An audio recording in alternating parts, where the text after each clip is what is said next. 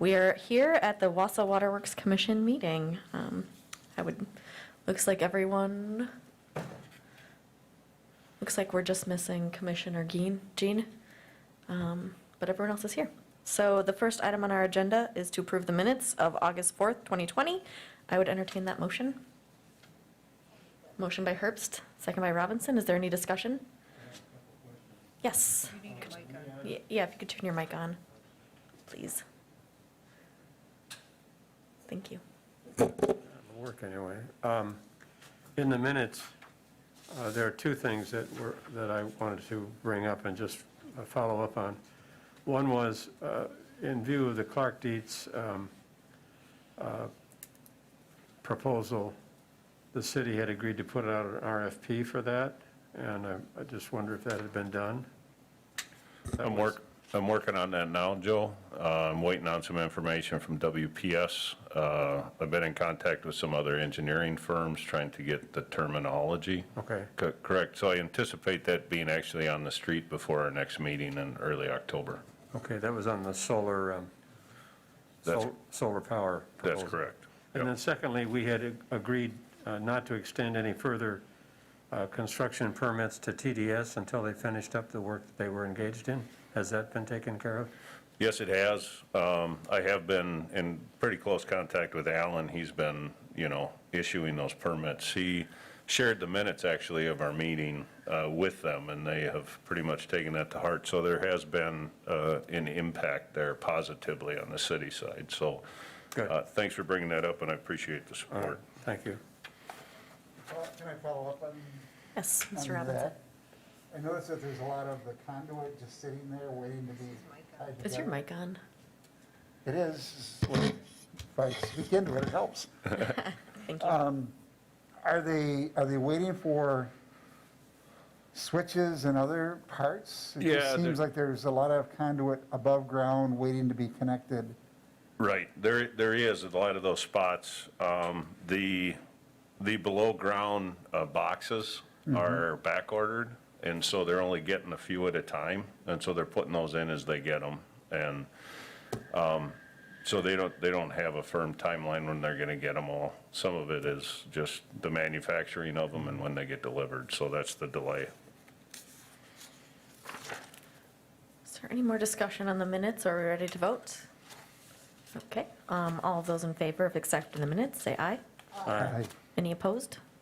That passes unanimously, thank you. Item number 2, the director's report. I will hand it over to you, Mr. Lindman. Sure, thanks, Mayor. So I think, there's a lot of items on here. Some of the items had come through with some interest from others on, some updates where we are with a few things. And then, different things that we're doing, and then some incidents that we've had with SSOs and over the last, since the last meeting, really. So this is really, kind of to help with discussion if the commission wants any further information on any of this information, either to come forward for, any sort of action, or just for us to dig into certain things any further, so. Mr. Robinson.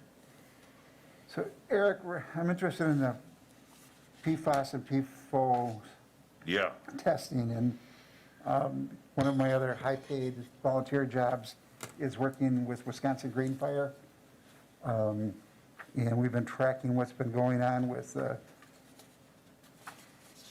development of effluent standards, particularly as it relates to the Class B firefighting foam. But there are efforts, but there's a growing body of evidence that seems to indicate that some of the PFAS accumulate in the bacteria in the wastewater system, which then becomes part of the sludge cake in your biosolids. And there are concerns out east and in other areas where the spreading of the biosolids actually is going into the soils as a soil supplement when you're there, and there's uptake of the PFAS into plants and animals. And there's a recent study the DNR did in Marinette associated with the Johnson Controls Tyco site, where they found elevated levels of PFAS in the deer liver.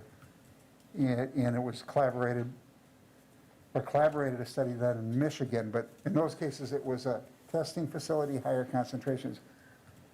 But my concern is that we try to get a handle on what's in our waste stream, and and I would encourage you to do that influent evaluation from the facilities to see if we indeed have sources.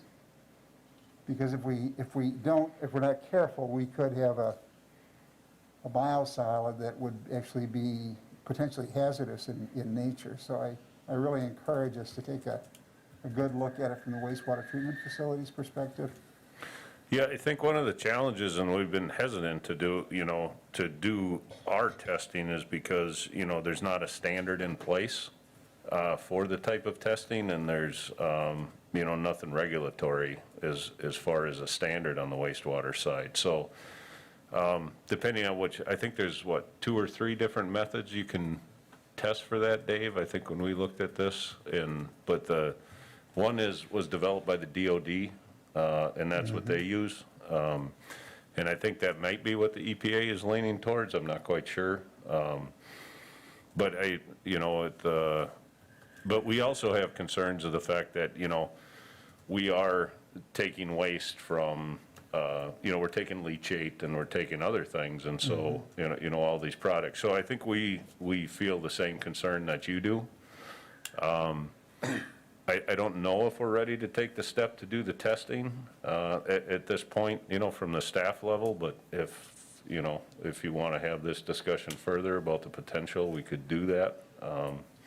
I'd encourage you to look at what Michigan did, because they spent a lot of time looking at those municipal treatment facilities that have the potential for PFAS-related industries discharging. Mm-hmm. And, I can get some information, I don't know, I can share that with you. Yeah, I think it would be helpful if you have some information, John, and then that'd be a starting point for me, and I can kind of dig into that a little bit, make some phone calls and see where we're at. And I can talk to the DNR too here in Wisconsin. And I haven't spoken with them about this issue for quite some time. Yeah. So. Well, they are looking at the effluent standard and the surface water Yep. standard. Obviously, the surface water standard Sure. ties into it. But they are, as part of the firefighting foam, is proposing some standards for the treatment. And, that it could be that if they go with 3 substances or 14 substances, that those might at some time apply to wastewater treatment facilities, not just treatment facilities, Okay. groundwater treatment. Okay. Yes, Mr. Force.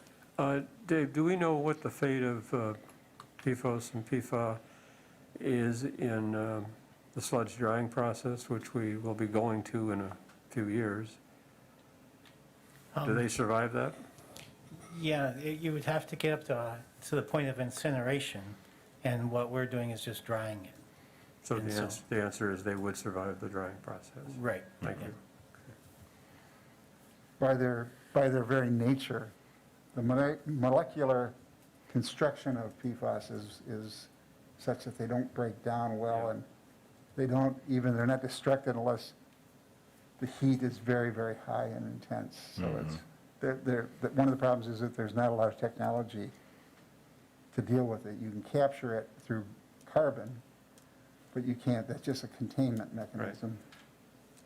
Right.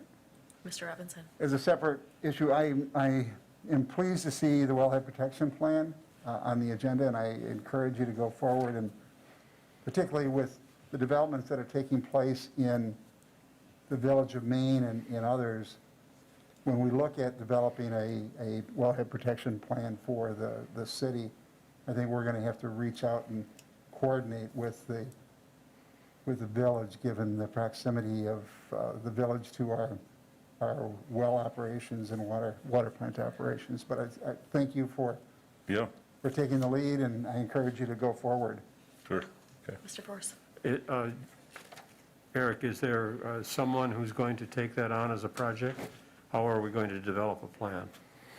I think I'd like to talk to some other municipalities on the water side that have maybe, similar type aquifers that we have, and, get some examples, and then maybe get some references on who prepared those for them, and proceed with that, potentially with an RFP to start.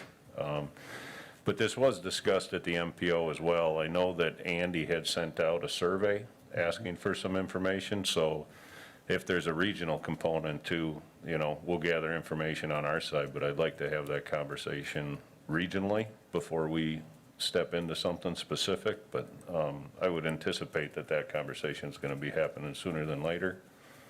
Yeah. Would we be employing a consultant to help us with that? Yeah, we would, yes.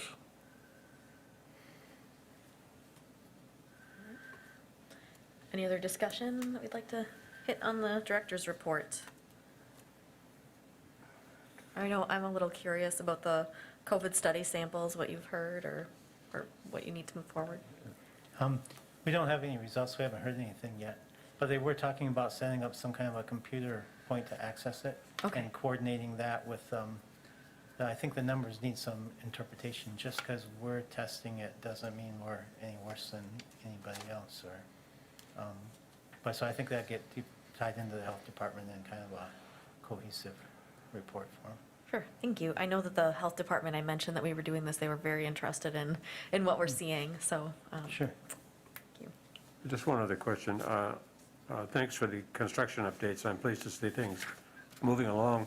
Have we had any complaints from neighbors regarding noise, dust, commotion, any of that? Yeah, we had some, especially early on with dust and noise, early starts and things like that. We've addressed those as they've come in. I think the residents have been happy with, our discussions, and we still have a lot of, some of the neighbors talking about how the landscaping, I know Becker Hoppy's been working with the one neighbor, about what the final plan and stuff will be, so, but they've been minimal. So I think that, both Myron and our staff is doing well coordinating that. I don't know, Scott, Dave, if you have anything further to add? No, I think the one complaint to the DNR, we have dewatering wells yet, and they were concerned that maybe we were discharging wastewater to over the riverbank. But the DNR came and checked it out and were satisfied. So. Any other discussion or questions? Okay, we're moving on to item number 3, discussion and possible action on creating an administrative 3 position within the utility. Want to give us a little background on this? Yeah, sure will. So this might overlap a little bit with discussion on items 4 as well, but back in August of 2019, the commission approved 4 new positions, 2 on the water side and 2 on the wastewater side. So we've managed to move ahead with that organizational chart, and we're getting ready to implement and staff those new positions. This position is actually going to be in lieu of the utility resource manager, which Cheryl Sell was employed, and she had moved on. She moved to another position in another municipality, so we will be leaving that position vacant. Talking with Scott, the need really is on the duties of the administrative side of things versus what was written as utility resource manager. Some of those duties came over to this position, but this is a little more suited to what we need another position to be in as we move forward. So this is actually creating an administrative 3 position within the water utility. And then we won't be filling the position that was recently vacated. Mr. Robinson? I will move for approval. All right, we have a motion. Do I have a second? Second by Herbst. Is there any discussion? So Eric, let me make sure. The anticipated salary range from 40 to 57 has a fiscal impact, but you are also seeing a reduction in the salary associated with that other position? That's correct. Okay. Yep. And just a question, when we look at a salary in the range of like a range like this, what are the benefits? What's the value of the benefits associated with that position? Any idea? I'll let HR, Yeah, I don't know. HR Director Yeah. Tony Vanderboom here to To help me out with that question. answer the tough Answer. questions here. Well, the fiscal impact is more than just salary. It is, yes, and unfortunately, the finance director usually calculates that, so I also don't have an exact number. But it would include health, it's a fully benefited position, so the position would come with health, dental, as well as supplemental insurances. And there's also some payroll taxes, social security taxes, and things along that line. Can you just so- ballpark that for us? or I no? would ballpark it, my best guess would be an extra 5 to 10,000 per position. Yeah. Seems low, but that's okay. Thank you.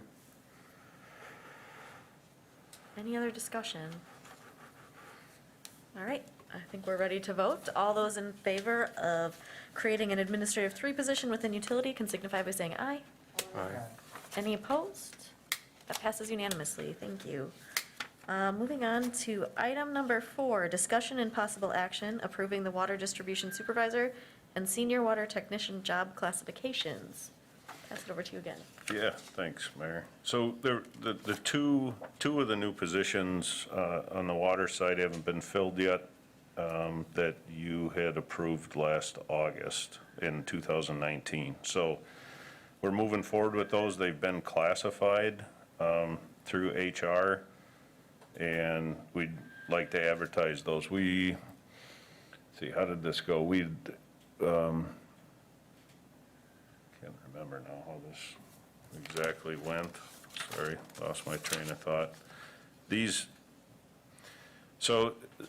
came forward as a base need for the utility, both on the sewer side, those two, and the two on the water side. And so, but they hadn't been classified yet, and they hadn't, all the details and the position descriptions were not written. So they have now been written. We've worked with HR. They're being classified, so they're coming back for a classification approval by the commission. So, it's the second time they're coming back, but I move to approve. All right, we have a motion to approve. Is there a second? Second by Robinson. Is there any further discussion here? We have our HR Director, Tony Vanderboom. One item I just wanted to clarify was a correction to the packet. The water distribution supervisor position is currently in your packet as a salary grade 17. We've added some additional job responsibilities, and we're increasing the pay for that position.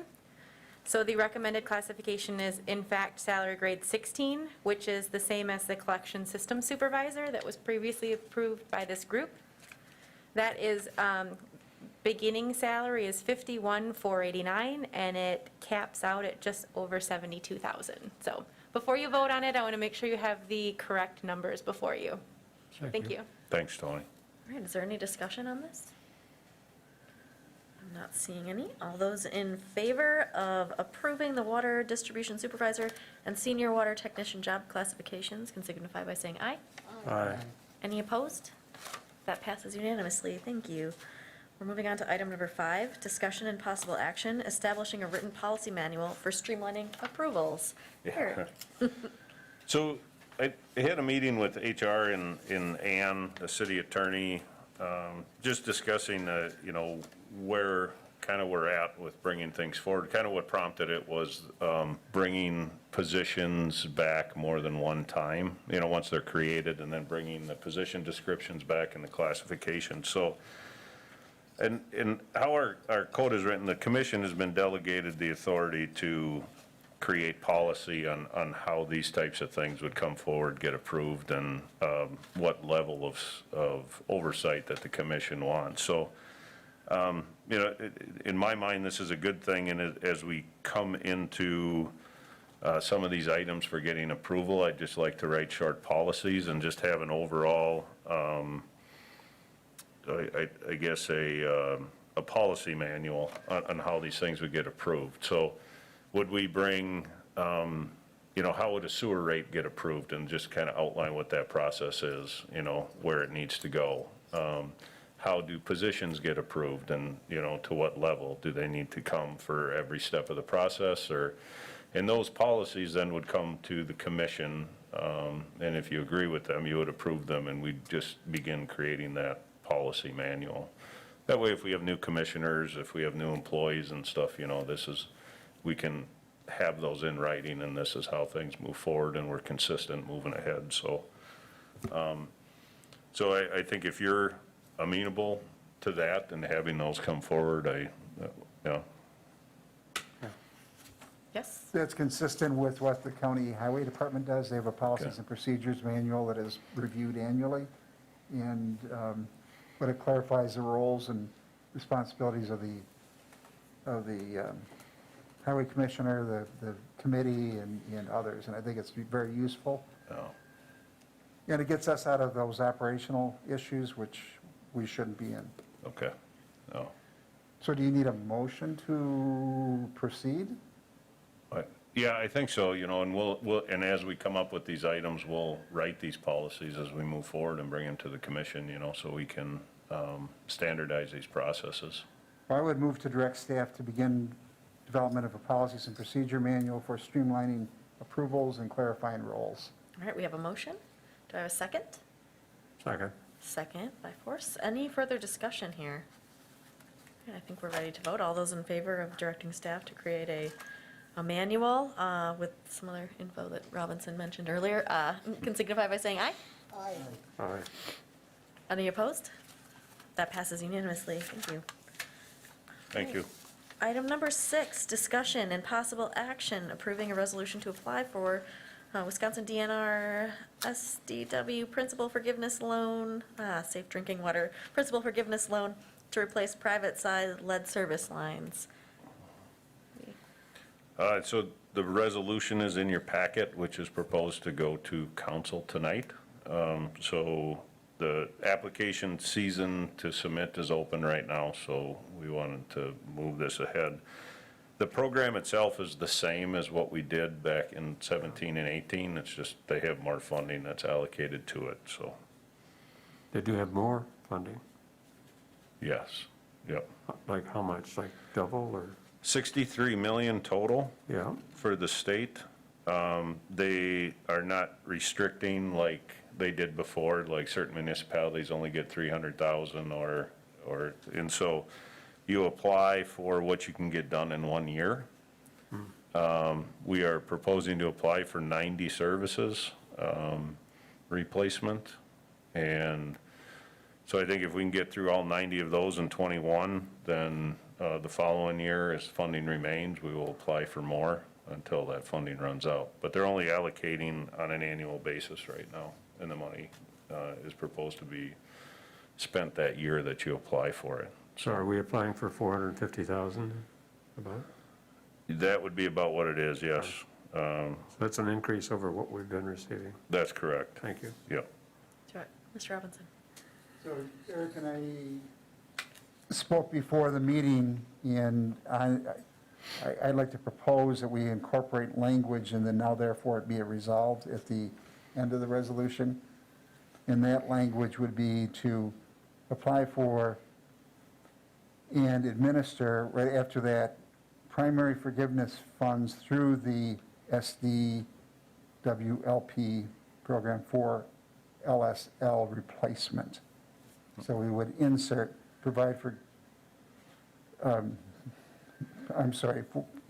principal forgiveness funds through the program for LSL replacement. So I would move to Motion.